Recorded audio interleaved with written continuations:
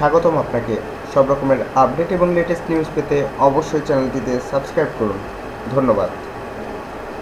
পৃথিবীতে মানুষের অবস্থান আর 100 বছর, এমনই একটি তথ্য দিয়েছেন স্টিফেন হকিং। একটু পা চালিয়ে যেতে হবে ভাই, হাতে আর খুব বেশি সময় নেই আমাদের। খুব তাড়াতাড়ি এই পৃথিবীটা আমাদের ছেড়ে যেতেই হবে প্রাণে বাঁচতে।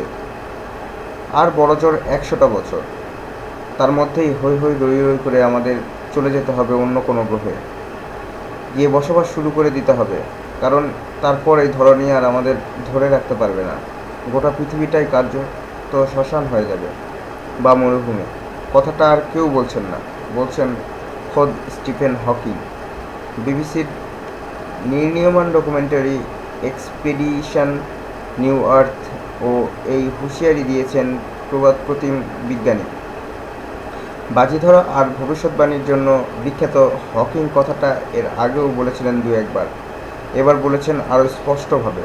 আর বলতে হয় বলেই কথাটা বলেছেন এমনটাও নয়, তার বক্তব্যের সপক্ষে বেশ কয়েকটি যুক্তিও দিয়েছেন হকিং, দেখিয়েছেন বেশ কয়েকটি কারণ কেন একটু পা চালিয়ে যেতে বলেছেন হকিং। তার কথায় জলবায়ুর পরিবর্তন হচ্ছে দ্রুত, খুব দ্রুত, আর আগামী দিনে সেই রদবদলটা হবে আরও দ্রুত হারে, আরও বেশি করে।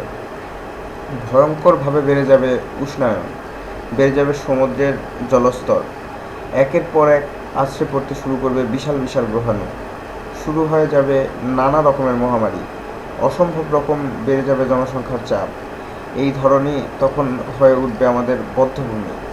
এই 100 বছরের মধ্যে অন্য কোনো গ্রহে আমরা আমাদের বসবাসের নতুন ঠিকানা খুঁজে নিতে পারলে আধুনিক মানুষের সাপিয়েন্স প্রজাতি একেবারে মুছে যাবে, নিশ্চিহ্ন হয়ে যাবে। বিবিসির ওই নির্মীয়মান ডকুমেন্টারিতে হকিংয়ের সঙ্গে রয়েছেন আরও এক বিশিষ্ট বিজ্ঞানী, অধ্যাপক ড্যানিয়েল জর্জ, যিনি রেডিও ফ্রিকোয়েন্সি ইঞ্জিনিয়ারিং পড়ান ম্যানচেস্টার বিশ্ববিদ্যালয়ে।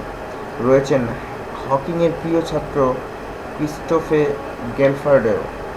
কীভাবে অন্য সৌরমণ্ডলে ভিন গ্রহে আমাদের বসবাসের নতুন ঠিকানা খুঁজে নিতে পারা যায় সে সম্পর্কে তাদের মতামত থাকছে এই ডকুমেন্টারিতে। ধন্যবাদ ভিডিওটি দেখার জন্য। আরও আপডেট পেতে চ্যানেলটিতে সাবস্ক্রাইব করুন। ধন্যবাদ।